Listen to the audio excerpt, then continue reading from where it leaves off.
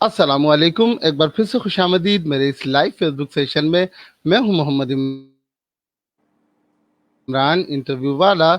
और आज के इस वक्त के जो हमारे गेस्ट हैं, माशाल्लाह किसी तारुफ के मोहताज नहीं, फैसल अजीज खान साहब।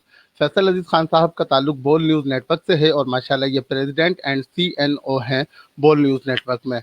तो माशाल्लाह सन 1996 से 98 से इन्होंने स्टार्टिंग किया अपने शोबे सहाफ़त के इस कैरियर को डेली जंग और नवाए वक्त से। आज हमारे प्रोग्राम के मेहमान हैं। मैं इंतहाई मशकूर हूँ फैसल अजीज खान साहब का, जो उन्होंने अपने कीमती वक्त में से हमारे लिए वक्त निकाला। तो मैं प्रोग्राम को बाकायदा तौर पर आगाज करता हूँ बिना वक्त को ज़ाया किए हुए। फैसल अजीज खान साहब, अस्सलाम वालेकुम। वालेकुम अस्सलाम इमरान, आप कैसे हैं? अल्हम्दुलिल्लाह सर, बिल्कुल ठीक ठाक खैरियत। सर आपका इंतहाई मशकूर हूँ जो आपने अपने कीमती वक्त में से हमारे लिए वक्त निकाला। बहुत शुक्रिया, थैंक यू सो मच। बहुत बहुत शुक्रिया आपका। अच्छा सर, यहाँ पर मैं आपसे प्रोग्राम के आगाज में ही सवाल करना चाहूँगा, अगर आपकी इजाज़त हो तो। जी जी, जरूर जरूर, प्लीज।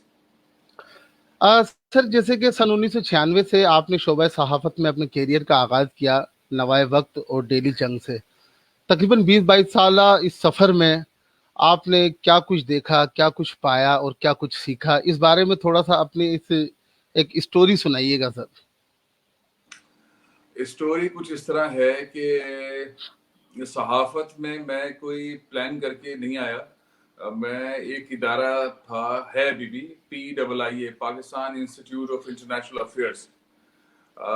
ये एक लाइब्रेरी है गवर्नर हाउस के पास, कराची प्रेस क्लब के पास। मैं यहाँ पे स्टडी किया करता था और अपने दोस्तों के साथ, और CSS की तैयारी का मरहला था। तो वहाँ पे एक साहब जो कि पाकिस्तान के एक बड़े सहाफ़ी हैं, अभी भी माशाल्लाह हयात हैं, और महमूद शाम साहब, और उनके साथ एक काजमी साहब जो दी नेशन के एडिटर हुआ करते थे, उनका इंतकाल हो गया। वो किसी सेमिनार में आए हुए थे Pakistan institute of international affairs PIIA में। तो उन्होंने हमारे ग्रुप के लोगों से कहा कि तुम लोग पढ़ते रहते हो यहाँ पर, तो लिखा भी करो, अखबार ज्वाइन कर लो। तो हम सोचने लगे कि ये 96 की बात है, हम सोचने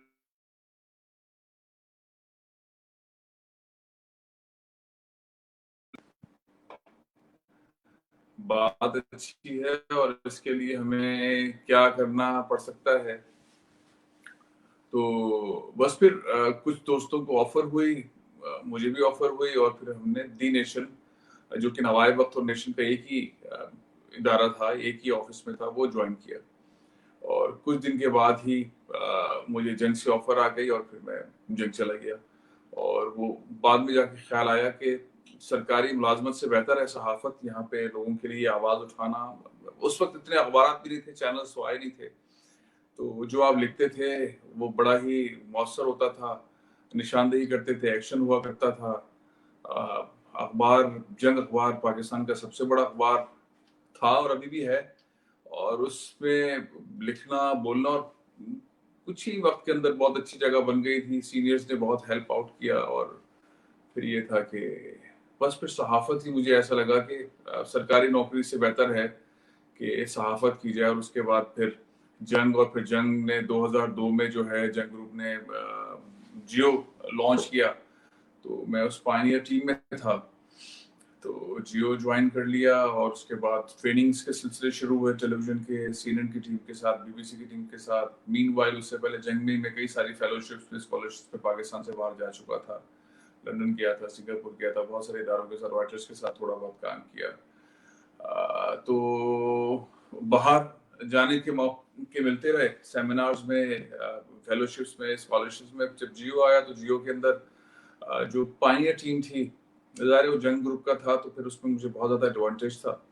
और जियो बेहतरीन नंबर 1 चैनल, उसने पूरी पाकिस्तान के अंदर सिनेरियो चेंज कर दिया था, सोचने का, खबर का, इसका उसका, ब्रेकिंग न्यूज़ का, सारे कॉन्सेप्ट चेंज कर दिए थे। तो वहाँ पे बहुत ज़बरदस्त काम किया, बड़े बड़े असाइनमेंट्स किए, बहुत इंटरव्यूज किए।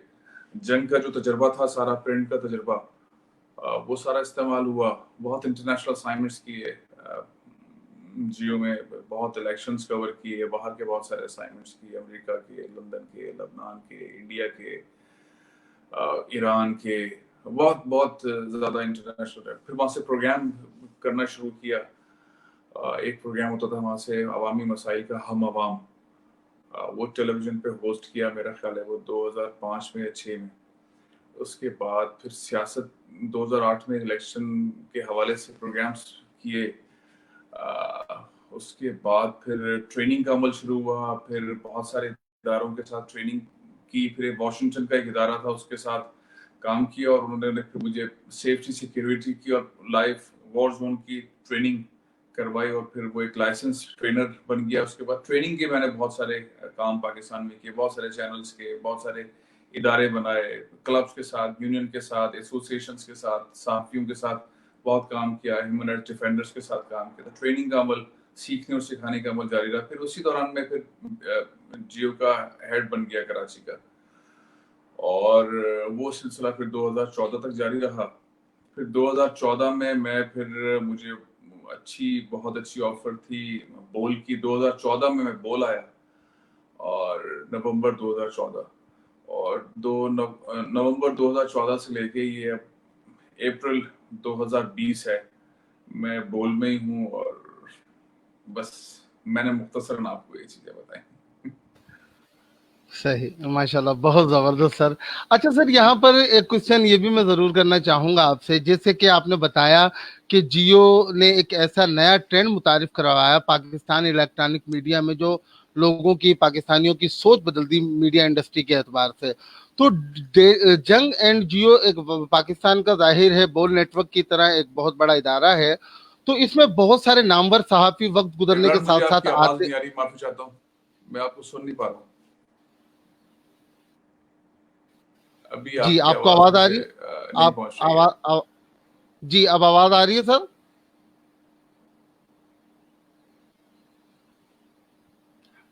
सर, आवाज आ रही है सर? हेलो? हेलो?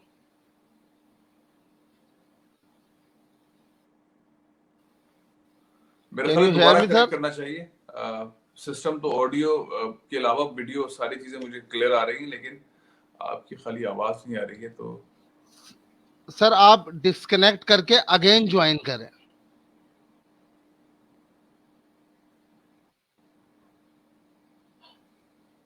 मैं दोबारा कनेक्ट करूं? आप, जी, जी, दोबारा कनेक्ट करूं?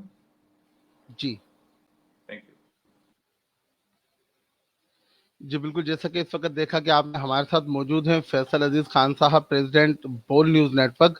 तो इस वक्त कुछ टेक्निकल वजूहात की वजह से, कुछ तकनीकी खराबी की वजह से उनको हमारी ऑडियो नहीं जा रही थी, और मैं उम्मीद करता हूं कि एक बार फिर से फैसल अजीज खान साहब हमें ज्वाइन कर लेंगे। हमारे साथ प्रोग्राम में शामिल हैं बहुत सारे नाज़रीन इस वक्त। तमाम तर देखने वाले नाज़रीन का इंतहाई मशकूर हूँ, जिनमें अजहर खानरिन, अब्दुल रज़ाक भाई सलाम कह रहे हैं, वास्सलाम, ज़फ़रुल्लाह भुट्टो साहब, हुब्बार अली, असद कुरैशी और शहबाज मलिक। तो थैंक यू सो मच। तमाम से देखने हमारे नाज़रीन का भी बहुत शुक्रिया, जो अक्सर और बेशतर अपने लाइक, कमेंट और शेयर करते रहते हैं, और अपने मोहब्बत भरे पैगाम से वक्तन फ़वक्तन हमें आगाह भी करते हैं। हमारे साथ जुड़े रहिएगा। फैसल अजीज़ खान साहब हमारे साथ कनेक्टेड हैं, और इंशाल्लाह अनकरीब वो हमें एक बार फिर से ज्वाइन कर लेंगे।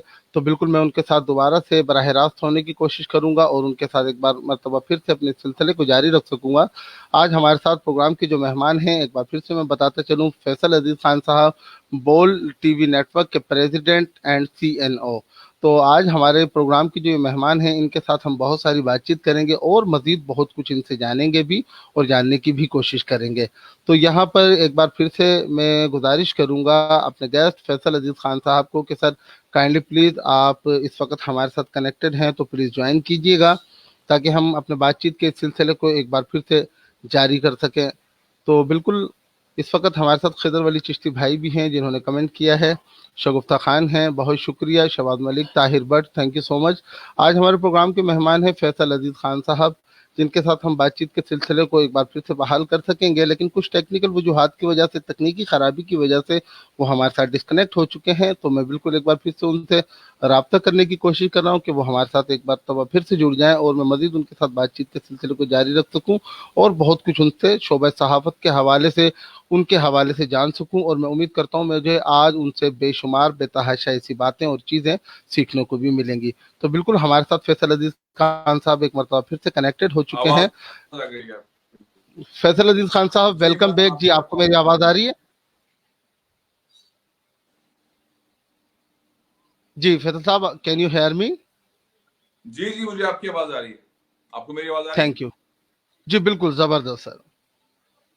ठीक हो गया। अच्छा फैसल साहब, मैं अपना ये क्वेश्चन कर रहा था आपसे गुज़िश्ता कुछ लम्हे पहले, कि जैसे कि आपने बताया कि जियो एंड जंग ने एक ऐसा नया ट्रेंड मुतारिफ करवाया पाकिस्तानी मीडिया इंडस्ट्री के अंदर, जो एक लोगों की सोच को बदल दिया। जंग और जियो न्यूज बोल नेटवर्क की तरह एक बहुत बड़ा इदारा है पाकिस्तान मीडिया इंडस्ट्री का, लेकिन उसको ज्वाइन करने के बाद कुछ ऐसे नामवर सहाफ़ी और ऐसे नामवर लोगों ने ज्वाइन किया, कुछ अरसा उसके साथ रहे और फिर छोड़कर चले गए। इन तमाम तीन चीज़ों की सर क्या वजूहात होती हैं, जबकि ये चैनल, ये मीडिया ग्रुप इतने बड़े नाम हैं जैसे कि बोल न्यूज़ और जियो न्यूज़ इस तरह के, इनकी वजूहात क्या होती हैं सर? एक आम आदमी भी इस हवाले से जानना चाहता है, आखिर वजूहात इसके पीछे क्या रहती हैं? अच्छा, मैं आपका सवाल ये समझाऊं कि बोल को बहुत सारे लोगों ने ज्वाइन किया और उसके बाद वो छोड़ के चले गए, और ज्वाइन करने की वजह क्या थी और छोड़ने की वजह क्या थी, ये यही कह रहे हैं इमरान आप? जी बिल्कुल। अच्छा, बहुत सिंपल है। एक तो ये कि बोल ने पाकिस्तान के अंदर एक ऐसी रिवायत कायम की जो शायद इससे पहले नहीं थी और किसी को अंदाजा भी नहीं था कि किस तरह से सहाफत को, सहाफियों को रिस्पेक्ट दी जाती है और पॉलिसीज के तहत लोगों को एक इन्वायरमेंट प्रोवाइड करना, जो काम करने वाले हैं उनकी मेडिकल इंश्योरेंस, उनकी फैमिली के इंश्योरेंस, उनको ठीक जगह बैठने, काम करने, खाने पीने, रिसर्च करने, अपने आप को ग्रूम करने, उनके करियर बिल्डिंग, उनकी पॉजिटिविटी, उस सारी चीजों को साथ लेके चलना, जिस तरह से दुनिया भर के इदारे करते हैं, अपने लोगों को ऑन करते हैं, तनख्वाहों के अंदर इजाफा, उनकी परफॉर्मेंस बेस्ड इंक्रीमेंट्स, ये तमाम चीजों का एक ख्वाब बोल लेकर आया और उसको उन्होंने सच कर दिखाया। और बड़े बड़े नामवर सहाफी जो पाकिस्तान के लिए बहुत अच्छा काम कर चुके थे, उन्हें एक ऐसे इंफ्रास्ट्रक्चर में लाके काम करने का मौका दिया जो पाकिस्तान में कोई सोच नहीं सकता था। पाकिस्तान में अमूमन होता ही है कि आप कोई बिल्डिंग, कोई इमारत ले लेते हैं, ऑफिस ले लेते हैं और वहां पे आप कुछ भी खोल लेते हैं, अखबार का दफ्तर, टीवी का दफ्तर, कोई और कारोबार करना। आप उस तरह से डिजाइन करके कोई इंफ्रास्ट्रक्चर नहीं बनाते, एक कॉन्सेप्ट नहीं था। बोल ने ये कॉन्सेप्ट क्रिएट किया कि हर चीज अपनी तरह से ऑर्गेनाइज होगी, एक बहुत बड़ा सही। इंफ्रास्ट्रक्चर बनाया तकरीबन 3.5-4 लाख स्क्वायर फीट के ऊपर, जिसमें ऑडिटोरियम्स बनाए, 100 से ज्यादा स्टूडियोज बनाए, होटल बनाए, रेस्टोरेंट्स बनाए, ट्रेनिंग के सेंटर्स बनाए, और हर चीज कंप्यूटराइज करके लोगों को मुहैया की। और साफी जाहिर है बहुत ज्यादा खुश थे, क्योंकि उनको, उनकी फैमिली को, उनके पेरेंट्स को मेडिकल मिल रहा था, सैलरी टाइम पर मिल रही थी, फिर उनके आने जाने के लिए उनको अच्छी गाड़ियां मिल रही थी, कन्वेंस की मामला मिल रहे थे, फिर उनको ये मालूम था कि हमारा करियर ग्रोथ है, ऐसा नहीं है नौकरी करके हम बस यही रिटायर हो जाएंगे, बल्कि अच्छा काम करेंगे तो अच्छे पैसे मिलेंगे। और जाहिर है क्रिएटिविटी का टाइम था, एक अच्छा पीरियड था। जब बोल आया 2014 में, तो उसकी प्लानिंग इस तरह की थी कि पाकिस्तान का पॉजिटिव चेहरा दिखाया जाए, पाकिस्तान की पॉजिटिविटी दिखाई जाए, और न सिर्फ उर्दू में बल्कि दीगर इंटरनेशनल लैंग्वेजेस के अंदर दिखाई जाए, जिसमें अंग्रेजी है, अरबी है, चाइनीज है, स्पेनिश है, कोरियन है, तकरीबन कोई 18 लैंग्वेजेस, 19 लैंग्वेजेस के अंदर बोलने फिर वो चैनल्स चलाए और पाकिस्तान का एक पॉजिटिव चेहरा सारी दुनिया को दिखाया। सारी दुनिया को मालूम हुआ कि भाई पाकिस्तान के बारे में जो एक पसमानगी चैनल्स पे चल रही थी, एक गुर्बत दिखाई जाती थी, एक दहशतगर्द चेहरा पाकिस्तान का दिखाया जाता था, यहाँ पे खाली धमाके और गोलियां दिखाई जाती थी। पाकिस्तान कुछ और भी है, पाकिस्तान में सियाहत भी है, पाकिस्तान का कल्चर भी है, पाकिस्तान में खाने भी हैं, पाकिस्तान में पढ़े लिखे लोग भी हैं, यूनिवर्सिटीज भी हैं, तो म्यूजिक भी है, फिल्म भी है, ड्रामे भी हैं। तो वो एक पूरा बोल ने परसेप्शन चेंज किया और उसकी तरफ थे। लेकिन होता ये है पाकिस्तान में कि आपको जब काम करना करते हैं तो आपको यहाँ के हर शोबे में एक दादा होता है, एक एक एक पंडित होता है, वो कहता है मेरी इजाजत के बगैर आप काम नहीं कर सकते। मैं यहाँ पे कोई 50-60-70 साल से काम कर रहा हूँ, आप कैसे आके काम करेंगे यहाँ पे? तो बोल के खिलाफ फिर एक साजिश हुई, सही। जो जाहिर है बहुत खतरनाक साजिश हुई और जिसका अंदाजा नहीं था। एक साहब हैं डेक्लन वॉश, उन्होंने एक आर्टिकल लिखा, प्लांटेड आर्टिकल था, उसके आर्टिकल के लिखने के बाद 5-6 घंटे के अंदर ही बोल के खिलाफ एक बहुत ही खतरनाक किस्म की एक कैंपेन शुरू हो गई, एक्शन शुरू हो गया मीडिया के ऊपर, और फिर एफआईए ने किया। और एक ऐसे इल्जाम थे जो कि 420 के झूठे से इल्जाम थे, बोल पर नहीं थे लेकिन बोल से मुताल्लिक एक कंपनी थी उसके ऊपर थे। और फिर वो लोगों को उठाना शुरू कर दिया उस कंपनी के। और फिर हुआ ये कि जो सहाफी थे उन्होंने बोला यार ये क्या चक्कर है, और वो मालकान जो कैंपेन चला रहे थे उन्होंने सहाफियों को अप्रोच करना शुरू कर दिया, एंकर्स को अप्रोच करना शुरू कर दिया झूठ के ऊपर। लोग डर गए और फिर वो चले गए। लेकिन मामला ये था कि सच तो सच होता है। कुछ अरसे के बाद वक्त गुजरा, केसेस, मियाँ साहब का दौर था, वो ज्यादती कर रहे थे मियाँ नवाज शरीफ कुछ मीडिया मालकान के कहने पर। आज मीडिया मालकान का हशर वो गड़बड़ हुआ है वैसे उनके साथ। फिर ये हुआ कि जाहिर है केसेस के अंदर कुछ था नहीं, जमानतें वगैरह हो गई, फिर बोल ने बाकायदा तौर पर काम शुरू किया और बहुत तेजी से काम शुरू किया। लेकिन ये कि पूरे मुल्क के अंदर एक इकोनॉमिक एक मईशत के बहरान का वक्त है, तो असर थोड़ा सा बोल पर भी आया है। लेकिन अल्लाह का करम है, बोल ने अपने जो फलसफा था, अपना काम था, उसको जारी रखा हुआ है। और इंशाल्लाह इंशाल्लाह उसी भरपूर अंदाज में जो एक शुरू का अंदाज था, बहुत जल्द जो है वो लोग देखेंगे कि एक भरपूर अंदाज में बोल अपनी चीजें और आगे बढ़ाएगा। जी बिल्कुल, इंशाल्लाह। अच्छा सर, इस इस वक्त मौजूदा हालात के पेश नज़र इलेक्ट्रॉनिक मीडिया के किरदार को आप किस तरह से देखते हैं? असल में इमरान, मीडिया जो है वो वक्त के साथ साथ तब्दील होता रहा है। तकरीबन हर एक दो डिकेड के बाद मीडिया तब्दील हुआ है, उसमें नई जिद्दत आई है, नई टेक्नोलॉजी आई है। आज मैं और आप इस वक्त जो आपने मुझसे रब्ता किया, और एक हम इस वक्त एक ऐसे मीडिया के ऊपर बात कर रहे हैं जिसके बारे में शायद आज से 10 साल पहले किसी ने सोचा नहीं होगा। जब जियो बिल्कुल। आया या एयरवाई आया या इंडस था या शुरू के जो चैनल्स थे, उसके बाद और चैनल्स भी आए, तो उस वक्त ये अंदाजा नहीं था कि लोग अपने तौर पर अपनी ब्रॉडकास्ट शुरू कर देंगे और पॉलिसी उनकी अपनी होगी, ऑडियंस उनकी अपनी होगी, मौजूआत उनके अपने होंगे, सारा सिलसिला उनका अपना होगा, उन्हें किसी किसी से इजाजत देने की जरूरत नहीं होगी और वो काम कर सकेंगे जिस तरह भी। तो मीडिया है वो वक्त के साथ साथ तब्दील होता रहा। हमने इस मुल्क के अंदर मीडिया की अथॉरिटेरियन स्टाइल भी देखा, मीडिया का गुंडागर्दी भी देखी, मीडिया की ब्लैकमेलिंग भी देखी, और अब भी होती है कभी कभी। लेकिन ये कि फिर हमने हुकूमतों के लॉज देखे, पंबरा जैसे लॉज थे, मुशर्रफ साहब के दौर के अंदर सख्त लॉज थे। उसके बाद मियाँ साहब ने तो तबाही मचा दी, लोगों के खिलाफ जो उन्होंने तबाही मचाई और मुल्क के खिलाफ जो तबाही मचाई, जो चाहते थे वो मीडिया के ऊपर चला के पाकिस्तान के कैरेक्टर एसेसिनेशन नवाज शरीफ साहब के दौर में हुआ। पीपल्स पार्टी ने मीडिया को हमेशा से बहुत सपोर्ट की, बहुत आजादी दी। मियाँ साहब के दौर के अंदर तारीखें जो हैं वो भरी हुई हैं मीडिया के ऊपर कतलन की, वो अखबारों से मुतालिक हो, वो सहाफियों को जेलों में डालने से मुतालिक हो। ये मियाँ साहब के दौर में, वो उससे पहले भुट्टो साहब के, जिया साहब के दौर के अंदर हुआ। भुट्टो साहब बहुत हमेशा से सहाफत के साथ रहे, बेनजीर भुट्टो साहिबा भी रहे, यासिर जरदारी भी रहे, तो वो मुख्तलिफ अदवार रहे जिसकी वजह से पाकिस्तान में तब्दीलियां आती रही। लेकिन अब एक सोशल मीडिया का दौर है, टेक्नोलॉजी का दौर है, लोग अपने आप को, अपनी बात को, अपने फ्रीडम ऑफ एक्सप्रेशन को कई जरायों से कहते हैं। सोशल मीडिया इस वक्त ज्यादा एक्टिव है।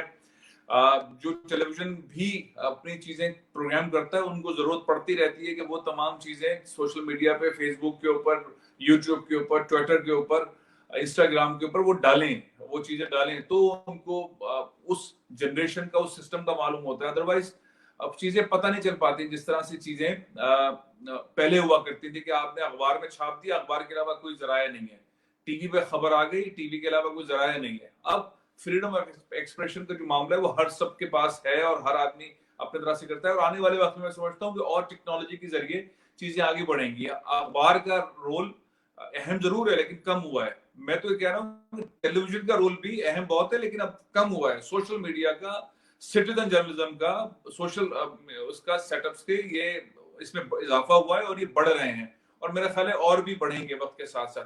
तो टेक्नोलॉजी तेजी से आगे जा रही है। इस टेक्नोलॉजी ने बहुत सारी तब्दीलियां वाकई की हैं पिछले 4-5 सालों के अंदर। जो लोग, जो मीडिया हाउसेस समझ नहीं पाते थे कि कभी उनके खिलाफ भी कोई काम हो सकता है, टेक्नोलॉजी ने उनको उड़ा के रख दिया है।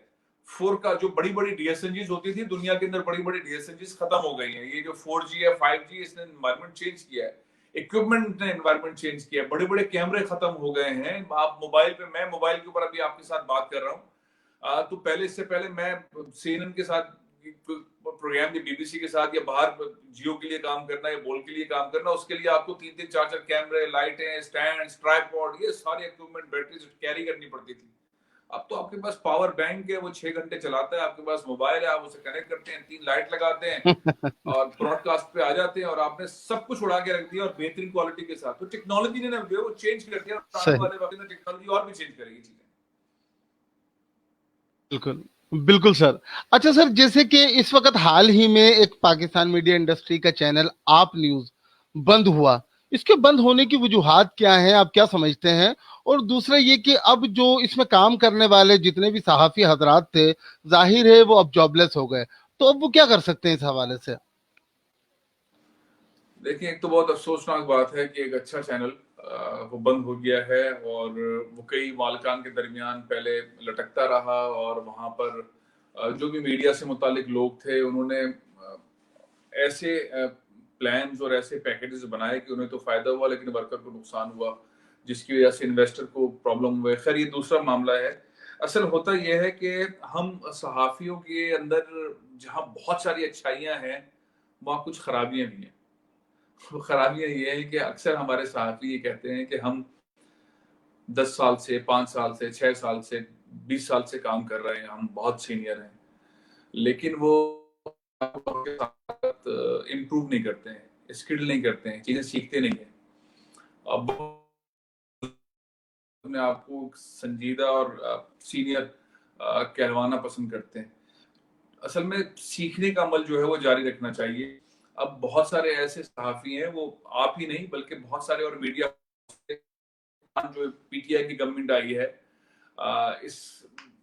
इस दौर के अंदर जो माशी मसाइल पैदा हुए हैं, तकरीबन 9,500 मीडिया वर्कर्स जॉबलेस हुए हैं। सारे पाकिस्तान के मीडिया ऑर्गेनाइजेशन जिसमें प्रिंट भी शामिल हैं, जिसमें टीवी भी शामिल हैं और जो लोग काम कर रहे हैं उनके सैलरी स्ट्रक्चर भी जो है वो बहुत कम हुए हैं। उसकी वजह यह है कि वो हम्म। एक पूरे कैंपेन इमरान खान ने इनकम टैक्स से मुतालिक चलाई और कस्टम इसके पीछे लगाया। मल्टीनेशनल कंपनीज इश्तेहार कहाँ से दे रही हैं, टैक्स नहीं देती हैं, मीडिया हाउसेस टैक्स नहीं देते हैं, उनके इश्तेहारात रुक गए। तो बहुत सारी ऐसी चीजें हुई जिससे ऑलरेडी मीडिया का जो है वो गला घुटा हुआ है और वो उस तरह से फ्रीली फाइनेंशियली काम नहीं कर पा रहा है। एडिटोरियली भी बहुत सारे सवाल है मतजाद किस्म के, लेकिन फाइनेंशियली साइड पर आपके साथ भी ये मामला था कि मलिक रियाज साहब ने जो चैनल खरीदा और जिनसे खरीदा उस वक्त की असेसमेंट उनकी कुछ थी, लेकिन मलिक रियाज एक दूर की चीजें को देखकर समझने वाले आदमी। पहले उन्होंने सोचा कि चैनल उनके लिए जरूरी है, उनको चैनल शायद पहले बहुत पहले लाना चाहिए था, लेकिन बहरहाल उन्होंने बहुत कोशिशें की मुख्तलिफ चैनल्स के अंदर, अखबार के अंदर उन्होंने इन्वेस्ट भी करते रहे। अभी भी उनका एक अखबार है, लेकिन ये चैनल उस जिस तरह वो चलाना चाह रहे थे, शायद जो इन्फॉर्मेशन आ रही है उस तरह से चल नहीं रहा था और उन्होंने मेरी इतलात के मुताबिक वक्ती तौर पर रोका है ये और वो कुछ अर्से के बाद इसको दोबारा से लॉन्च करेंगे। इसमें लाइसेंसिंग का इशू भी है, इंफ्रास्ट्रक्चर इन्वेस्टमेंट का भी इशू है, लेकिन मलिक रियाज के लिए सारे इशूज जो है वो बहुत ही मामूली से हैं।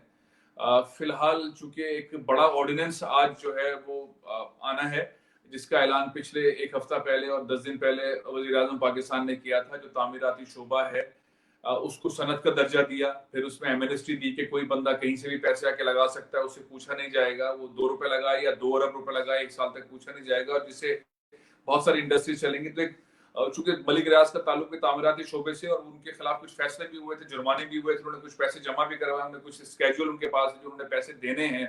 इस सारे सिनेरियो के अंदर, इस सारी सूरत हाल के अंदर वो एक वेंचर तो जरूर चाहते हैं मीडिया के अंदर, लेकिन अपनी चीजों को भी जरा फोकस करके सीधा करना चाहते हैं। तो मेरा अपना जाती ख्याल ये है कि वो ऑर्डिनेंस जो जिसने आज जारी होना है, बल्कि थोड़ी देर के अंदर इतलाक उसका आ जाएगा, डॉक्यूमेंट्स उसके आ जाएंगे। इसके बारे में सभी को पता है कि एक नया सनद जो है उसका दर्जा दिया गया है, जिसके बाद पाकिस्तान में कंस्ट्रक्शन से मुतालिक बहुत आज़ादी होगी और काम करना शुरू किया जा रहा है और तामीराती सनत के साथ कोई 70-72 इंडस्ट्रीज और कनेक्टेड हैं, जिससे पाकिस्तान की मैशत बढ़ेगी, तो सबको फायदा होगा, तो मलिक रियाज को भी फायदा होगा।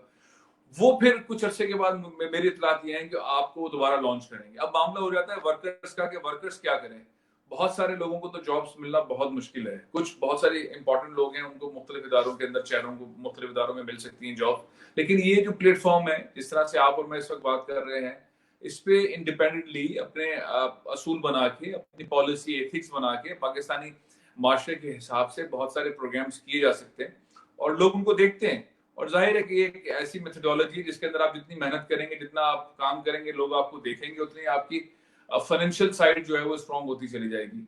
तो ऐसे मीडिया वर्कर्स को सोशल मीडिया पे जगह बनानी चाहिए, सीखने का अमल है इस वक्त। वैसे भी ज्यादातर लोग घरों पर हैं, तो ये सीख सकते हैं, काम कर सकते हैं, मेहनत कर सकते हैं। और सेम टाइम जब इंडस्ट्री के अंदर थोड़ी सी बेहतरी आएगी तो जाहिर है कि लोगों को जॉब्स की अपॉर्चुनिटी मिलेंगी, तो वो वहां उन इदारों के अंदर जो है वो जॉब्स कर सकेंगे। सही, बिल्कुल। तो फैजल साहब, जैसे कि आपने अपने इस 22 साला शोबा सहाफत के कैरियर में बहुत सी नामवर शख्सियात के इंटरव्यूज भी किए, जिनमें साबिक सदर परवेज मुशर्रफ, मोहतरमा बेनजीर भुट्टो साहिबा भी शामिल हैं। आपकी जिंदगी का सबसे बेहतरीन और दिलचस्प इंटरव्यू कौन सा रहा? असल में इंटरव्यूज जो हैं वो अ,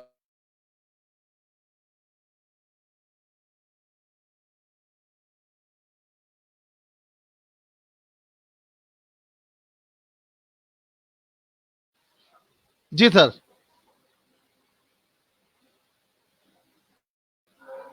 जी, अब आपकी आवाज नहीं आ रही फैसल साहब, अब आपकी आवाज नहीं आ रही।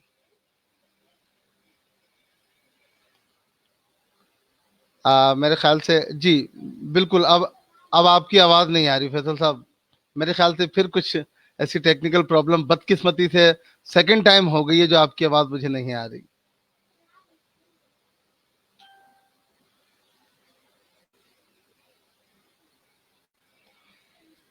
जी, बदकिस्मती से एक बार फिर से हमारे साथ वही हुआ जिसका हमें डर था। तो एक बार फिर से हमारे साथ फैसल अजीज खान साहब डिस्कनेक्ट हो चुके हैं कुछ तकनीकी वजूहात की वजह से। हालांकि ऐसा हो जाता है कभी कभार, लेकिन आज ऐसा सेकंड टाइम हुआ फैसल अजीज खान साहब के इस इंटरव्यू के दौरान, और बदकिस्मती से ऐसा हो रहा है। चलें, खैर, इस वक्त हमारे साथ खिदर वली चिश्ती भाई भी हैं, तो उन्होंने भी एक सवाल किया है। खिदर भाई, बिल्कुल, मैंने आपका क्वेश्चन करने की भरपूर कोशिश करूंगा फैसल अजीज खान साहब से प्रोग्राम के आखिर में इंशाल्लाह, अगर मुझे टाइम मिला तो। लेकिन एक बार फिर से मैं उम्मीद करता हूं कि फैसल अजीज खान साहब, क्या पता, हमें एक बार फिर से ज्वाइन करने की कोशिश करें, क्योंकि कुछ आखिरी चंद एक सवालात ऐसे हैं जिनका जवाब मैं उनसे ज़रूर लेना चाहूँगा। तो आज के हमारे प्रोग्राम के जो गेस्ट हैं फैसल अजीज़ खान साहब, प्रेसिडेंट एट बोल न्यूज़ नेटवर्क, तो बिल्कुल इस वक्त हमारे साथ मौजूद थे, लेकिन एक मरतबा फिर से हमारा राब्ता उनके साथ मुनक़ता हो गया। साथ साथ तमाम तो देखने वाले नाजरीन का भी बहुत शुक्रिया जो इस वक्त हमारे साथ बराह रास्त जुड़े हैं और अपनी मोहब्बतों भरे पैगाम से हमें वक्तन फ़वक्तन आगाह भी कर रहे हैं, अपने कमेंट्स की सूरत में, अपने इनबॉक्स मैसेजेस की सूरत में। तो फैसल साहब एक मरतबा फिर से हमारे साथ कनेक्ट हो चुके हैं। जी, वेलकम बैक फैसल अजीज खान साहब।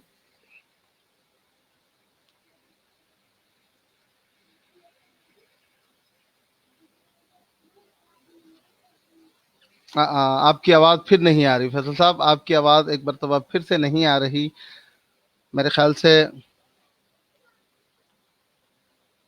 कुछ इंटरनेट कनेक्टिविटी का इशू है शायद, या कुछ ऐसी प्रॉब्लम जिसकी वजह से आपकी आवाज अब मुझे नहीं आ रही, और मेरे ख्याल से मेरी आवाज आपके पास से आ रही है। मैं बिल्कुल आपको सुन नहीं पा रहा, और ना ही मेरे नाजरीन इस वक्त आपको सुन पा रहे हैं।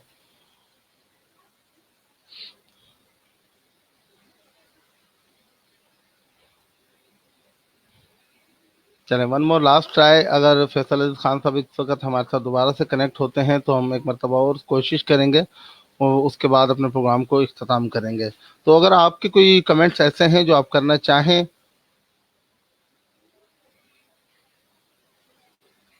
तो बिल्कुल आप फैसल अजीज खान साहब से अपने सवालात कर सकते हैं, अगर आपका कोई इस मुतल्लिक सवाल हो।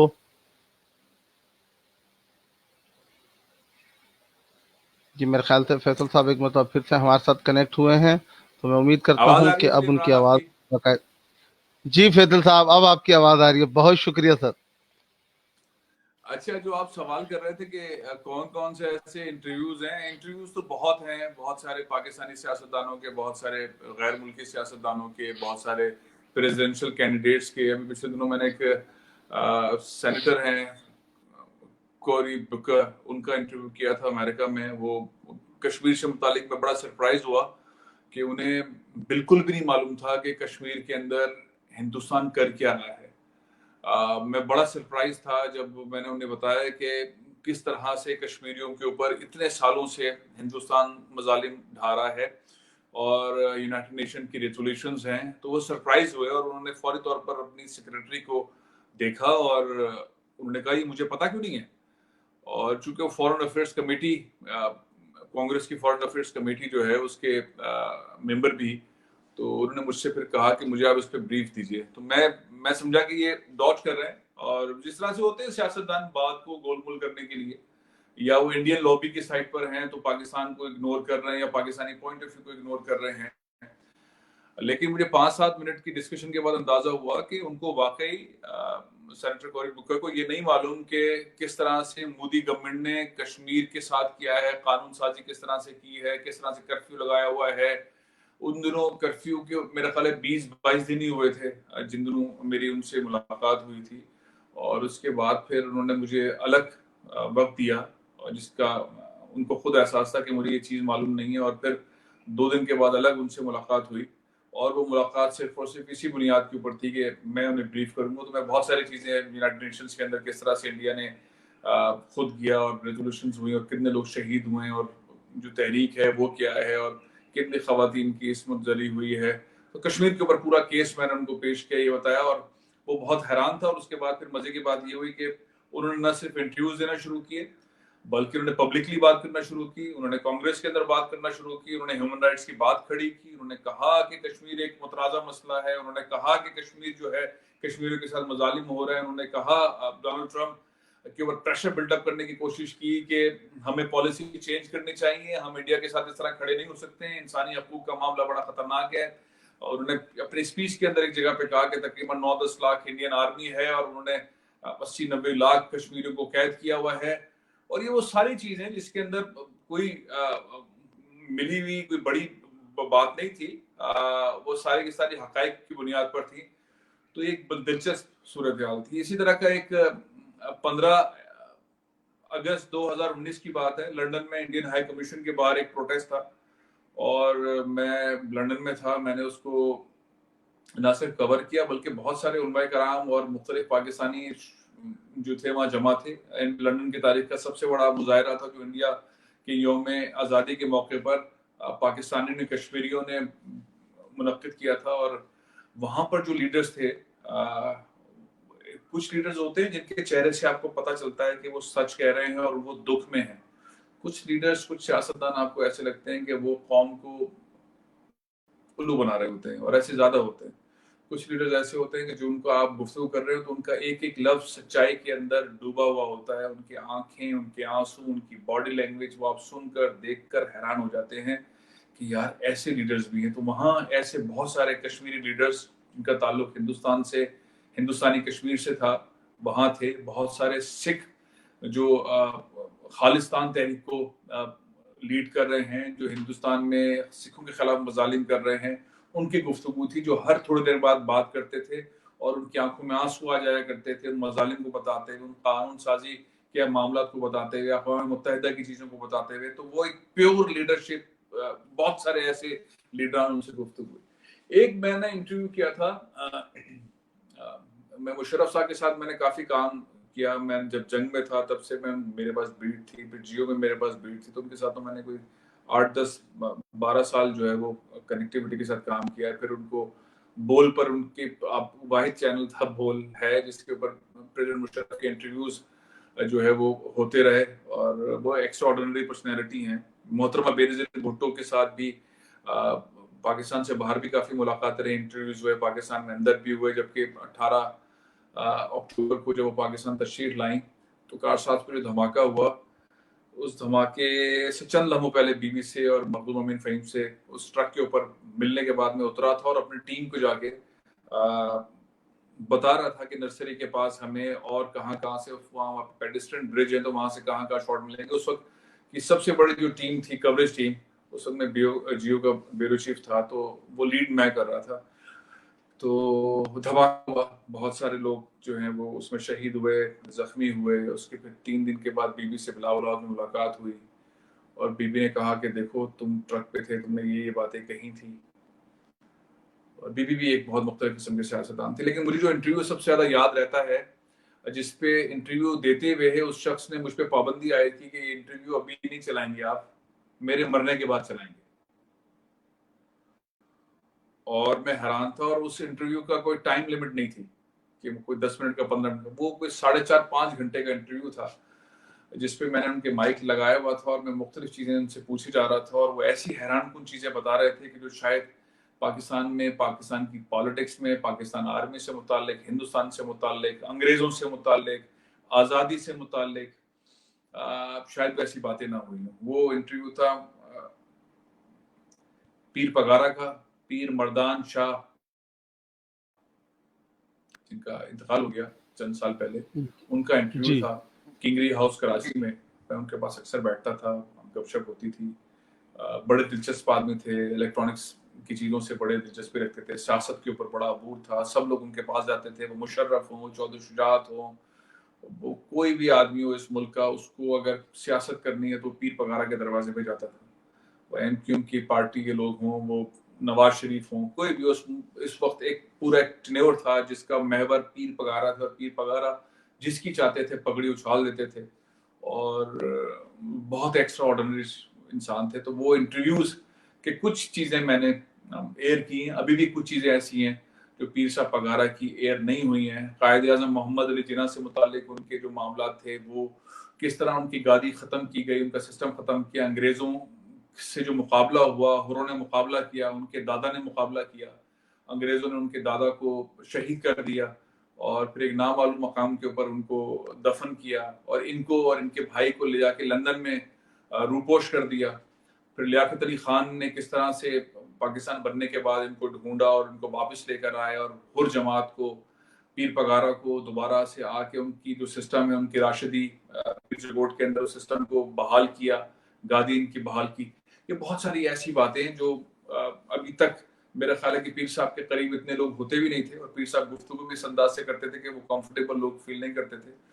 वो इंटरव्यूज ऐसे हैं जो अभी हैं मेरे पास, कुछ उनमें से चला दिए हैं और कुछ ऐसी बातें थी कि पीर साहब ने कहा कि मेरी जिंदगी में मत चलाना, मेरे मरने के बाद चलाना। और मैं पीर साहब को बार बार कहता था कि ऐसी बातें ना करें, अभी तो आपने बहुत जीना है। उस वक्त उनकी उम्र 72 साल थी, 71 साल थी जब मैंने ये इंटरव्यू किया था। और सेंसर नहीं है वो इंटरव्यू, उसमें बहुत सारी ऐसी बातें पीर साहब की हैं, बहुत सारे ऐसे वाकयात हैं कि अगर वो चलेंगे तो उसका बड़ा असर पड़ेगा पाकिस्तान के एस्टेब्लिशमेंट के ऊपर, बड़ा असर पड़ेगा सियासी लोगों के ऊपर। बहुत सारे ऐसे सियासतदान जो आजकल बड़े चैंपियन बने हैं, उनकी पुरानी लाइफ के ऊपर वो पीर साहब से आके क्या क्या बातें कहते रहे। उनका रिलेशनशिप कायद आजम मोहम्मद अली जिन्ना से किस तरह था, उनकी फैमिली का किस तरह था, पाकिस्तान बनाने में उनका क्या रोल रहा, हिंदुस्तान के अंदर वो किस तरह से अब भी बादशाह तस्वर किए जाते हैं। जो जमात है पीर साहब पगारा की हुरूम की जमात, उससे मुतालिक बहुत सारी चीजें। फिर घोड़ों से उनकी मोहब्बत, लोगों से मोहब्बत, इलेक्ट्रॉनिक्स की चीजों से मोहब्बत, दुनिया भर में जो उन्होंने सफर किए मुख्तलिफ लोगों से, बहुत सारी ऐसी चीजें हैं जो मैं समझता हूँ मेरे हिसाब से मेरे पास जो सबसे अनमोल इंटरव्यू इस सारे करियर का था, जो कि एवरग्रीन है, जो अभी किसी वक्त भी चलेगा तो लोग उसको बैठकर देखेंगे, सोचेंगे, समझेंगे। तो पीर साहब पगारा गए। बाकी बेनजीर भुट्टो साहिबा की गुफ्तगू, उनके इंटरव्यूज, वो बहुत हसीन खातून थी, बहुत फोरकास्ट करती थी चीज़ों को, बहुत गुफ्तगू करने में उनसे सीखने को मिलता था। उन्होंने तहफ़ भी मुझे पेन और कुछ किताबें मुख्तलिफ अखबार में दी, दुबई के अंदर भी, कराची में भी, एक बार लंदन में भी। तो मोहतरमा बेनज़ीर भुट्टो भी एक्स्ट्रा ऑर्डिनरी थी, उनसे लोग डरते थे और बाकायदा उनसे डरते थे।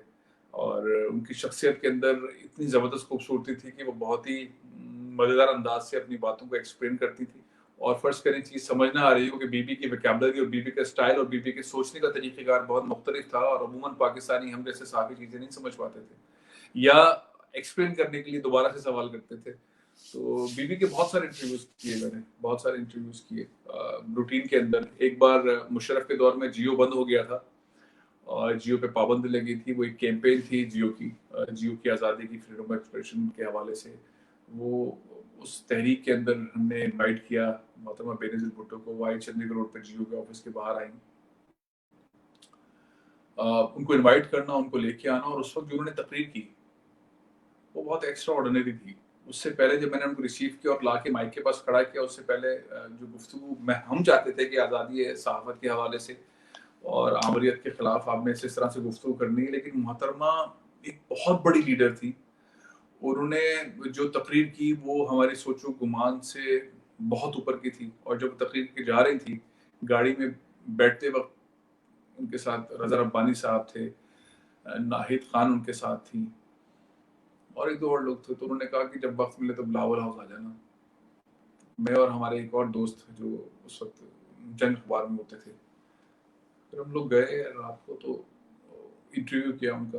और उस वक्त चूंकि जियो चल नहीं सकता था, लेकिन वो ये सोचती नहीं थी कि तुम्हारा इदारा बंद है तो तुम इंटरव्यू नहीं कर सकते। बहुत इज्जत रिस्पेक्ट करती थी मोहतरमा, बहुत ज्यादा जर्नलिस्टों का बहुत उन्हें अपना समझती थी, बहुत करीब समझती थी। मुशर्रफ साहब ये थे कि मुशर्रफ साहब फैसले करने में मशवरे करते थे, और उन्होंने डेवलपमेंट जो एक्स्ट्राऑर्डिनरी पाकिस्तान के अंदर बड़े बड़े फैसले किए उसमें वो मशवरे करते थे। जरूरी नहीं वो मशवरे माने लेकिन जब वो मशवरे करते थे तो इज्जत बहुत देते थे, रिस्पेक्ट बहुत करते थे। उनके साथ मैंने सही। बहुत असाइनमेंट कवर किए, दिन रात सुबह शाम के अंदर। इवन ये कि रातों को समंदर के किनारे खड़े होकर बहुत सारे, ये मोहम्मद बिन कासिम पार्क जो कराची में बना हुआ है, इसकी मीटिंग समंदर के किनारे खड़े होकर की थी। और उसमें जो एक दो जर्नलिस्ट भी उनके साथ थे, उसमें मैं था। और मैंने उस फैसले जो मशवरे हो रहे थे कि जमीन पे लोग कब्जे कर लेते हैं, उस वक्त के मेयर मुस्तफा कमाल और उस वक्त एक और मिनिस्टर गवर्नर साहब इरशद इबाद और कुछ और लोग थे, और वो कराची में क्या खूबसूरत किया जाए, तो वो गुफ्तगू करते थे। आप उनका इंटरव्यू कर लें, जिस तरह से भी आप बात करें उनसे, आपको हर बात का जवाब जबरदस्त मिलेगा, उसी वक्त मिलेगा और धमाकेदार मिलेगा मुशर्रफ साहब की अंदर खूबी थी। चौधरी शुजात बहुत अच्छा इंटरव्यू देते हैं, बहुत सोच के, बहुत सही। समझ के, बड़ा ध्यान रखना पड़ता है चौधरी शुजात के ऊपर, क्योंकि उनकी बहुत सारी गुफ्तगू के बहुत सारे पहलू होते हैं और बहुत पॉजिटिव बात करते हैं। तो चौधरी शुजात एक ऐसे सियासत, मौलाना फजलुर रहमान एक अच्छे इंटरव्यू देने वाले हैं, बहुत छुपा के बहुत स्टाइल से बातों को क्लियर करते हैं। तो इंटरव्यूज का सिलसिला हमेशा जिंदगी में जारी रहता है, लेकिन अब के दौर के अंदर सियासतदानों से बेहतर इंटरव्यूज होते हैं टेक्नोलॉजी के लोगों के। दुनिया चेंज हुई है, दुनिया के कॉन्सेप्ट चेंज सही। हुए हैं, लोगों की जो सेलिब्रिटीज हैं वो टेक्नोलॉजी के लोग हैं। सियासतदानों की फोरकास्ट खत्म होने लगी है, वो बड़े बड़े पंडित हों, बड़े बड़े सियासतदान हो, चीजें अब लोग कहते हैं कि किस तरह से दुनिया के अंदर तब्दीली आई है। तो सेलिब्रिटीज के अंदर इजाफा हुआ है, टेक्नोलॉजी के लोगों के अंदर इजाफा हुआ है। लोग पहले फिल्म स्टार्स और क्रिकेटर और सियासतदानों के गिर्द घूमते थे, अब लोग टेक्नोलॉजी के जो लोग हैं उनसे मिलना चाहते हैं, उनसे पूछना चाहते हैं, उनसे समझना चाहते हैं। बहुत सारे यंग जो लोग हैं उन्होंने बहुत कम वक्त के अंदर, यूट्यूबर्स जो उन्होंने एक अपना मकाम बनाया है, पढ़ते बहुत ज्यादा हैं, डेटा उनके पास बहुत ज्यादा होता है, करेक्ट डेटा उनके पास होता है, इंटरनेशनल डेटा उनके पास होता है। तो सेलिब्रिटीज की दुनिया भी अब तब्दील हुई है। अब खाली क्रिकेटर्स, शोबिस के लोग और सिर्फ जो है वो सियासतदान ही नहीं या टीवी के एंकर ही सेलिब्रिटीज नहीं रहे, अब यूट्यूबर्स जो है वो सेलिब्रिटीज हैं। और उनके पास बहुत अच्छी पढ़ाई तहकीक के साथ होती है, बेहतरीन फैक्ट्स होते हैं, उनको लोग जानते हैं, वो जो बात करते हैं, लिखते हैं, बोलते हैं, तो मैं बहुत इमेजिंग फील करता हूँ। मैंने बहुत सारे ऐसे लोग जो पाकिस्तान के अंदर भी, पाकिस्तान से बाहर भी हैं, जिन्होंने इन 3 4 5 सालों के अंदर अपने आप को ग्रूम किया है, सीखा है, सिखाया और अपनी बात मनवाई है। और चूंकि टेक्नोलॉजी झूठ नहीं बोलती है, अगर कितने लोगों ने देखा है, कितने लोगों ने उस पर कॉमेंट किया है, ये सब कुछ क्लियरली सामने आता है। तो मैं इस वाले शोबे के अंदर, जिनमें से एक साहब रेहान अल्लाह वाला है, बहुत एक्स्ट्रा जी, ऑर्डिनरी आदमी, कई सालों से उनसे मैं मिल रहा बिल्कुल हूँ। मैं जिक्र करने ही वाला था अभी उनका आपसे। हाँ, बहुत एक्स्ट्रा ऑर्डिनरी आदमी है, बड़े पोलाइट आदमी है, बहुत ही ज्यादा डिफरेंट किस्म का। तो अब वो सियासतदानों में नहीं आते, वो एंकर्स में भी नहीं आते हैं, वो जो है वो क्रिकेटर्स में भी नहीं आते हैं, वो हीरो हीरोइन वाली कैटेगरी में भी नहीं आते, लेकिन उनकी अपनी कैटेगरी है। और वो एक ऐसी कैटेगरी है जिनके बगैर अब सोशल मीडिया चल नहीं सकता। ऐसे ही बहुत सारे हिंदुस्तान में, पाकिस्तान में, यूएई में, यूके में आपको यूट्यूबर्स जो हैं वो बड़े रिच स्टाइल में मिलते हैं। उनकी अप्रोच डिफरेंट होती है, वो 24/7 ऑपरेशन में काम कर रहे होते हैं, ज्यादा चीजें पढ़ रहे होते हैं, फैक्ट्स बहुत सारे उनके पास होते हैं, उनके फैक्ट्स को आप चैलेंज नहीं कर सकते, उनका सोचने का तरीका बहुत डिफरेंट है। तो ये एक नई चीज जो खड़ी हुई है, और इसके अंदर बच्चे जो हैं, नौजवान, वो ज्यादा कामयाब हैं। और उसकी वजह यह है कि वो फास्ट लर्नर होते हैं, और वो एंकी बैंकी को साइड पे रखते हैं, काम की बात को सामने देखते हैं, और चीजों के एग्जीक्यूशन और प्रैक्टिकल चीजों को आगे ले जाने की तरफ चलते हैं। तो ये है वो जो मैंने आपको सवाल का कोशिश की कि पूरा मजमूई तौर पर जवाब दे सकूं आपके सवाल का इंटरव्यू वाले। बहुत जबरदस्त सर। वैसे खैर आपका टाइम तो मैंने बहुत ज्यादा ले लिया, लेकिन एक आखिरी सवाल जरूर करना चाहूंगा अगर आपकी इजाजत हो तो। जी प्लीज।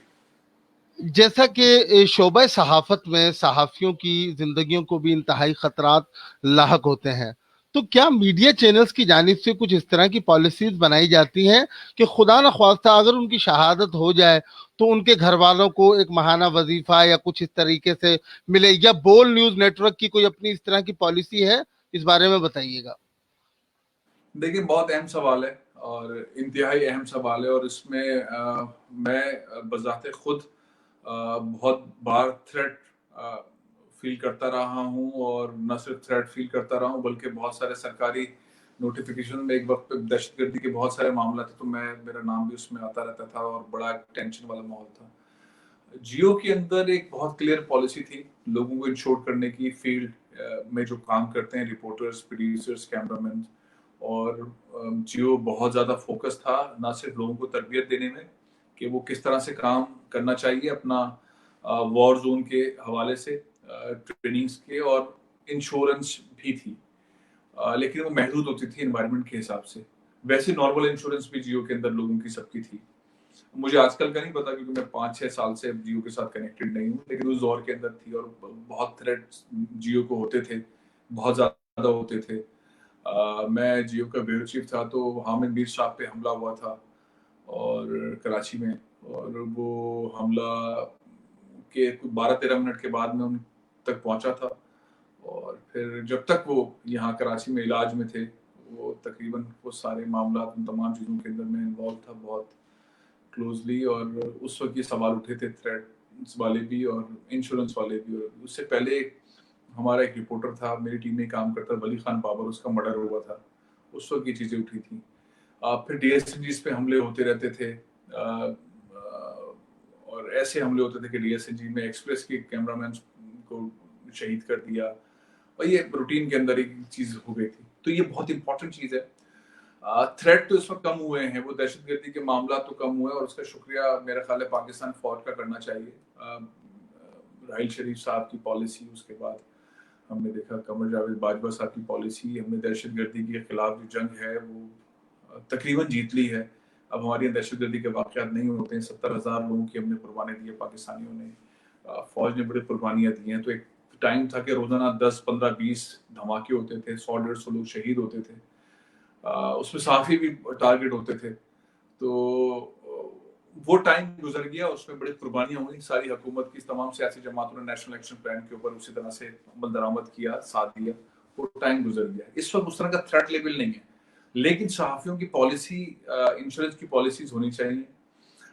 उनके ऊपर अगर खतरात हों तो उनको देखना चाहिए। लेकिन इस वक्त इमरान मामला ये है कि सहाफियों को सैलरी नहीं मिल रही है। अक्सर चैनल के अंदर कोई 100 रुपए ले रहा था, तो अब इस वक्त 30 रुपए, 40 रुपए उसकी सैलरी है, वो भी 2-2, 3-3 महीने नहीं मिल रही है। बड़े बड़े इदारे 3-3, 4-4 महीनों से सैलरी नहीं दे रहे हैं। वो पैकेजेस, वो शाहाना गुफ्तगू जो कभी होती थी एंकर से मुतालिक, वो अब नहीं रही है। तो अब हम अगर सेफ्टी सिक्योरिटी वाले एलिमेंट्स को क्रिएट करने या उठाने की बात करते हैं, तो सबसे पहले लोग आ जाते हैं कि हमें तनख्वाही नहीं मिली है। नवाए वक्त है, 13-14 महीने से उसने अपने लोगों को तनख्वाही नहीं दी है। बहुत सारे अखबार आते हैं, आप तनख्वाह की बात करें वो नौकरी से निकाल देते हैं। बहुत सारे बड़े बड़े चैनल हैं इस वक्त भी, मैं नाम नहीं लेना चाहता, लेकिन 3-3, 4-4, 5-5 महीने से सैलरी उन्होंने नहीं दी है। बड़े बड़े एंकर्स हैं, उनको सैलरी नहीं मिल रही है, रिपोर्टर्स हैं उनको नहीं मिल रही है एंकर। तो इस वक्त एक अलग किस्म का एनवायरनमेंट है पाकिस्तान में मीडिया हाउसेस के साथ, वो प्रिंट के, वो टेलीविजन के, बहुत सारे अखबार बंद हो गए हैं, बहुत सारे चैनल्स बंद हो गए हैं, बहुत सारे अखबार अभी और बंद होने हैं, मालकान सर्वाइव नहीं कर पा रहे हैं। फिर एक डिवीजन है, यूनियन, एसोसिएशन, क्लब्स, मालकान, इन सब के दरमियान डिवीजन है, एक लाइन ऑफ एक्शन नहीं बन पा रहा कि किस तरह से हुकूमत से बात की जाए। और इमरान खान साहब के जहन के अंदर बहुत डिफरेंट किस्म का मीडिया से मुतालिक पॉलिसीज हैं। वो उस तरह से मीडिया को चलने नहीं देना चाहते जिस तरह से मियाँ साहब के दौर के अंदर, या जरदारी साहब के दौर के अंदर, या उससे बीपी साहब के दौर के अंदर मीडिया चलता रहा है। वो किस तरह से इश्तेहार देता रहा है। इमरान खान उस तरह से कौम का पैसा मीडिया को देना नहीं चाहते, यानी कि मालकान को नहीं देना चाहते।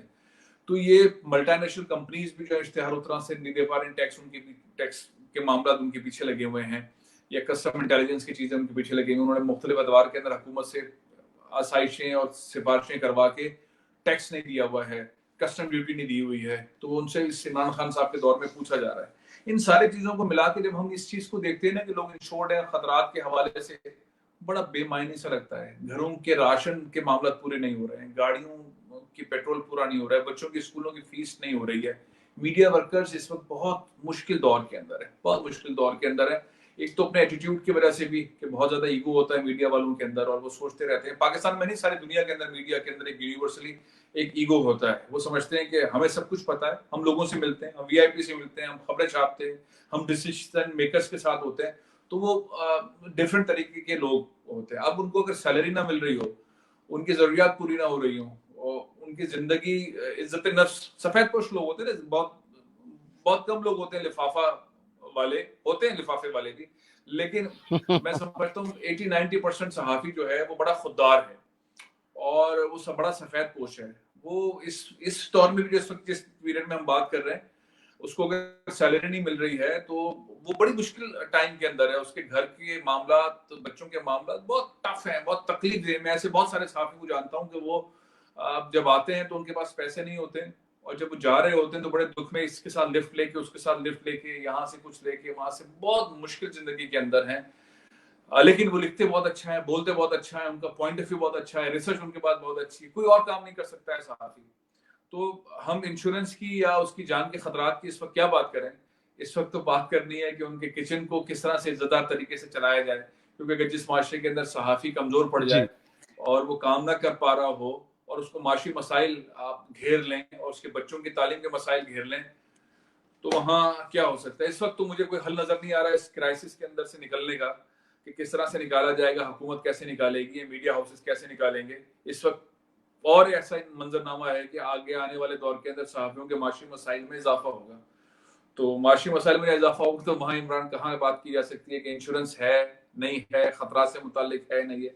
मैं समझ रहा हूँ किसी भी चैनल के अंदर इस वक्त कोई इंश्योरेंस पॉलिसी नहीं है। अगर किसी के पास है भी तो वो दिखावे की है। बिल्कुल। अच्छा सर, आपके इस तफसीलन जवाब में मुझे एक और मेरे सवाल का जवाब खुद ब खुद मिल गया। जैसा कि आपने बताया कि इस वक्त हालात इतने बदतरीन जा रहे हैं, मीडिया हाउसेज के 13-13, 14-14 महीनों से उनकी तनख्वाहें, सैलरीज नहीं मिल रही। तो क्या यही वजह है, इसका मतलब कि मीडिया पर्सन्स ने, एंकर पर्सन्स ने सोशल मीडिया, यूट्यूब पर अपने चैनल्स क्रिएट करके, फेसबुक पेजेस बनाकर अपना एक सोर्स ऑफ अर्निंग यहाँ भी बना लिया है, इसी वजह से? अच्छा, मुझे नहीं लगता कि ये वजह नंबर वन वजह है, लेकिन ये वजह जरूर है। नंबर वन वजह ये कि टेक्नोलॉजी जब भी आती है आपको उस साइट पर जाना पड़ता है। आप पीटीएसएल फोन था ना, लाइन वाला फोन अभी भी है, उसके साथ चिपक के जी, नहीं रह सकते। आप स्मार्टफोन पे आ गए, लोग बिल्कुल। टेक्नोलॉजी के साथ साथ आपको आगे बढ़ना पड़ता है, चीजों के साथ साथ आगे बढ़ना पड़ता है। तो एक तो मियाँ साहब के दौर के अंदर ही, मियाँ साहब के दौर के अंदर ही टेक्नोलॉजी बहुत तेजी से ऊपर आ गई थी। आपको याद होगा इलेक्शन के दौर के अंदर ट्विटर और फेसबुक बहुत एक्टिव थे। इलेक्शन से पहले बल्कि पीटीआई और मुस्लिम लीग के दरमियान इलेक्शन का मुकाबला टेक्नोलॉजी पे हो रहा था, और उसमें बहुत सारे सहाफी इन्वॉल्व थे, बहुत सारे मीडिया के लोग इन्वॉल्व थे, बहुत सारे जो खाली सोशल मीडिया के लोग हैं वो उनकी अहमियत ज्यादा थी। और ये एक बाकायदा बड़ी जंग थी, दोनों पार्टीज ने बड़े की हुई थी। मरियम ने बहुत इन्वेस्टमेंट की थी, इमरान खान साहब खुद सोशल मीडिया के बड़े चैंपियन हैं, तो उन्होंने पूरी टीमें बनाई हुई थी। उसमें बहुत लाइक माइंड के मीडिया वर्कर्स भी साथ काम कर रहे थे। उन्होंने उस दौरान अपने पेजेस बनाए और उन्होंने यूट्यूब अकाउंट्स बनाए, और बाद में उन्हें अंदाजा हुआ इससे पैसे भी बनाए जाते हैं, और पैसे बनते गए। पहले तो कुछ और लोग पैसे दे रहे थे ना काम करने के, बाद में फिर पैसे बनने लगे। अच्छा, अब ये कि इस दौर के अंदर अगर किसी का अच्छा फेसबुक अकाउंट नहीं है या अच्छा यूट्यूब अकाउंट नहीं है और वो उसके ऊपर एक्टिव नहीं है, तो अच्छा नहीं समझा जाता। आपको होना पड़ता है, आपके अकाउंट्स होने चाहिए। और बहुत सारे लोगों को लिखना बहुत अच्छा आता है, उनको उनके जहन में पॉइंट्स उस तरह से नहीं होते, या वो शाय होते हैं, कैमरे को फेस नहीं कर पाते। बहुत सारे media workers, journalist, even editors के मैं कैमरे के सामने अकेला बैठ के बोलता रहूंगा, तो ये एक बड़ा एक कश्मकश का टाइम है ना। मतलब पढ़ने के अंदर बहुत हैरान-कुन है, उनकी आर्टिकल्स बड़े इंपॉर्टेंट होते हैं, देख पढ़ने में बड़ा मजा आता है, चीजें बहुत ही डिफरेंट किस्म की होती हैं, और लेकिन वो कैमरा शाय हैं। तो लेकिन नए लोग जो हैं वो आराम से बोल लेते हैं, क्योंकि आपको टेलीविजन पे, सोशल मीडिया पे आने से कपड़ों का ख्याल करना पड़ता है। हाँ, आपको थोड़ा चीजों को छोड़कर फैक्ट्स देने पड़ते हैं। लिखने में तो ये कि किसी ने पढ़ा, किसी ने नहीं पढ़ा, टीवी पे या सोशल मीडिया पे तो लोग देख लेते हैं। आपके फैक्ट्स दुरुस्त होने चाहिए, आपकी चीज़ें वो होनी चाहिए। तो इस वक़्त मैं समझता हूँ कि लोग इस साइट पर आ रहे हैं और उन्हें पता है कि शफ़ाफ़ियत के साथ पैसे मिलेंगे। इसके अंदर कोई सिफ़ारिश नहीं है। आप अच्छा काम करेंगे, आपको अच्छे पैसे मिलेंगे और इससे फ़ायदा होगा आपको। और दुनिया भर में अब कोई बंदा कहीं भी देख सकता है और कोई पाबंदी नहीं है। तो इस साइट पे रुझान बढ़ रहा है। लेकिन ये है कि अभी लोगों को अच्छी तरह से क्लैरिटी नहीं है कि पैसे मिलेंगे कैसे। मतलब अमूमन मीडिया के लोगों को नहीं मालूम है। लेकिन हाँ, तेजी से चीजों में इजाफा हो रहा है। इंडिया जो भी एंकर्स हैं या जो भी जर्नलिस्ट हैं, जो भी रिपोर्टर्स हैं, उनके प्रॉपर तौर पे इदारे हैं जो उनको ट्रेन करते हैं और वो ट्रेन करके उनके अकाउंट्स बनाते हैं, उनको बेसिक ट्रेनिंग्स देते हैं, उनको ग्राफिक्स सिखा देते हैं, उनकी चीजें ऐसी कर देते हैं, इंप्रूव कर देते हैं। ऐसे स्टूडियोज वहाँ इंडिया के अंदर हैं जहाँ पे आप बैठ के ऐसा कंटेंट क्रिएट कर लेते हैं। आप खाली जाते हैं और वहाँ पे 15 मिनट 20 मिनट आधे घंटे में अपनी चीज रिकॉर्ड की और आप चले गए। इंडिपेंडेंट स्टूडियोज हैं, आप वहाँ की मेंबरशिप लेते हैं, रिकॉर्ड करते हैं। ऐसे लंदन के अंदर, यूरोप के अंदर, अमेरिका के अंदर है। यूट्यूब के बहुत सारे स्टूडियोज हैं, आप वहां पर जाते हैं, अपना मेंबरशिप कार्ड लगाते हैं, एक साइट पे बैठते हैं, बैकग्राउंड सब कुछ होता है, ट्राइपॉड इस्तेमाल करते हैं, एक चीज आपने अपलोड की और आप चले गए। तो बिल्कुल पाकिस्तान इसी में ऐसी इसी चीजें नहीं हिसाब है। से रेहान साहब भी सॉरी टू इंटरप्ट सर, इसी एतबार से रेहान साहब भी कराची में पाकिस्तान मीडिया सिटी के नाम से एक बना रहे हैं सिस्टम। अल्लाह करे वो बनाए, मैं उनका बिल्कुल साथ हूंगा अगर मेरी कहीं जरूरत होगी। रेहान हमेशा से अच्छे काम करते हैं और अच्छी बात है।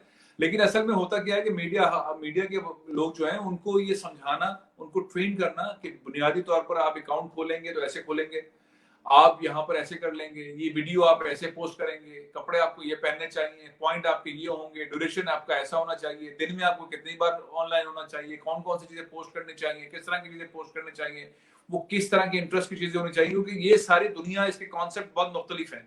सहाफी होता है मैंने खबर छाप दी, कोई पढ़े नहीं पढ़े मेरे मुझसे क्या, ठीक है ना, अखबार वाला। नहीं, और टीवी बिल्कुल वाला भी है कि मैंने दे दिया, देखे तो देखो, मेरा क्या ताल्लुक। लेकिन यहाँ कॉन्सेप्ट मुख्तलिफ है। जो आपने काम करना है, आपकी चीज ऐसी होनी चाहिए जो लोग देखें। ऐसा नहीं है कोई देखे ना देखे, आपको चीज ऐसी बनानी है कि लोग देखें, उस एंगल ऐसे देना है कि लोग पढ़ें, देखना लाजिम लोग हो जाता है, लाजिम। तो ये डिफरेंट है। तो मेरा ख्याल है कि इस तरफ आएंगे लोग, अभी आएंगे, वक्त के साथ साथ और आएंगे। और ये जो आप कोशिश कर रहे हैं इमरान और रेहान, तो बहुत सालों से कोशिश कर रहे हैं और मेरा अपना ज़ाती ख्याल ये कि और भी बहुत सारे दोस्त अब की कोशिश कर रहे हैं। तो मीडिया वर्कर्स जो है वो साइट पर आएंगे, एंकर्स इस साइट पर आएंगे, रिपोर्टर्स आएंगे, न्यूज़ एंकर्स लड़कियां जो है वो बहुत ज़्यादा देखी जाती हैं, वो साइट पर आएंगी। लेकिन एक कोर्स की ज़रूरत है जिसके ज़रिए लोगों को ये थोड़ी सी तरबियत मिल जाए, तरीक़ेकार मिल जाए, उनको ट्रैक सही मिल जाए। जैसे इंडिया के अंदर ट्रैक सही मिल जाता है, सिंगापुर में, श्रीलंका में ट्रैक सही मिल जाता है, तो यहाँ पे भी बजाय धक्के खा के लोग सीखें, एक ट्रैक मिल जाए कि पहला स्टेप ये, दूसरा ये, तीसरा ये, चौथा ये, पांचवा ये, और आप 3 महीने के बाद यहाँ होंगे, 6 महीने के बाद यहाँ होंगे, साल के बाद यहाँ होंगे। आप इस रूट पर जाएं। ऐसा पाकिस्तान में कोई इदारा, कोई ऐसा सिस्टम नहीं है। मेरा ख्याल है रेहान को चाहिए।